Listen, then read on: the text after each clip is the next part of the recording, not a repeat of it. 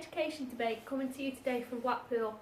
Pressure, stress, heavy workload and unrealistic targets.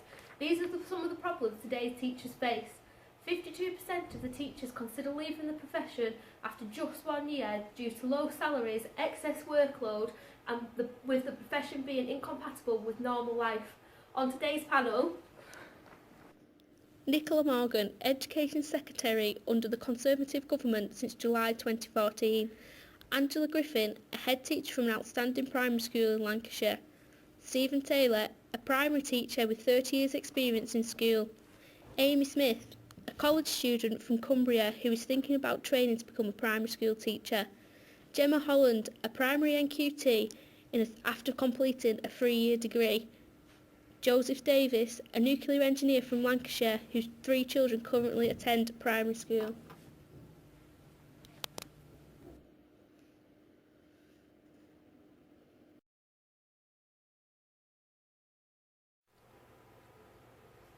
Education Minister, you recently asked teachers to write to you about the pressures that teachers face, and you received 44,000 complaints that teachers work too many hours. How do you plan on addressing these issues, and will you listen to our concerns, as this has not happened in the past? We are aware of your concerns. The government's main aim is to try and reduce the workload presented to teachers. We try to do this by creating 3 working groups, and they'll address marking, data management and lesson planning. We try to find a balance between in and out of school work life as well, and that is the point of the Workload Challenge report. The Workload Challenge report also suggests that in order to reduce the workload, we must employ administrative staff and employ teaching assistants. But how are we meant to do this when schools like mine have been forced to cut our budgets? The Association of School and College Lecturers have found that 92% surveyed are dissatisfied with the funding in their schools. Labour Shadow Education Secretary Lucy Powell has also aired her concerns about the government's inability to recruit teachers and boost teacher intake in challenging schools. This would suggest that the workload for teachers would only get greater with a lack of people joining the profession. The old government promised to reduce the workload and didn't, but with the government possibly changing every 5 years, there's no certainty of permanent beneficial changes. By the time they get around to doing something, it becomes too late and gets thrown out of Parliament again. How can you expect us to have faith in the government when they failed the teaching profession before? Well, that is the point of the Workload Challenge, getting real insight from real teachers and real issues within school. I understand this point of view from an experienced teacher, but as an NQT, the pressures I face are unrealistic. I can't remember having 1 week where I haven't come home in tears, on the verge of a breakdown because of all the stress on me. The only reason I haven't quit is because of the children. I read in The Guardian that we don't expect Year 7s to be as skilled as 6th formers, so why do we expect NQTs to be as proficient as those who've been in the profession for a decade? There's a 38% dropout rate at 1 year after gaining QTS. Surely this suggests that the pressures NQTs face are too intense. I trained for 3 years to be a teacher, but nothing could prepare me for this much stress. It doesn't just affect teachers though. I don't want this affecting my children. I want them to be taught by full-time experienced teachers, not constantly changing supply staff. I feel like I have to pay private tuition for them. Parents I have spoken to pay on average £22 an hour, but it's predicted that 3.5 million will go hungry to feed their kids. How are they meant to pay when they can't even feed themselves? We are trying to address these issues, but 79% of head teachers, like myself, are struggling to fill positions because there is a lack of trainees coming through the system. What can we do as head teachers? The government and school need to encourage more people to take up teaching as a profession. We are trying to address this issue by promoting teacher training and new advertising, but there needs to be better communication between schools and educational establishments that train teachers. From what I have seen to encourage me to join the profession, I have to have a full degree and then do a course after it. And only advertising through schools. How does this apply to primary? There seems to be a lack of primary teachers applying just for university. I've read it's about 7,500. What are we going to do about it?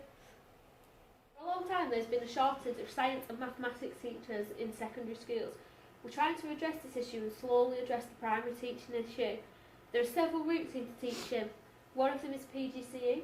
There's the undergraduate course with 3 or 4 years alongside the QTS.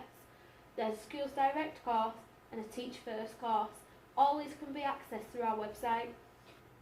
After working with a variety of trainees, I do believe that there is a difference between the trainees rather than the specific routes.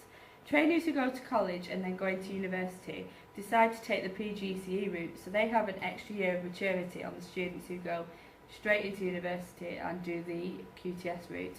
I have also found that schools choose to stick to one particular route rather than taking students from all of the different routes, as they understand the assessment criteria required for that particular route. This can help to relieve the pressure on the school staff, but there are so many routes into teaching now that the concern will be that if there's a constant flow of the trainees, then it's going to get harder for the schools.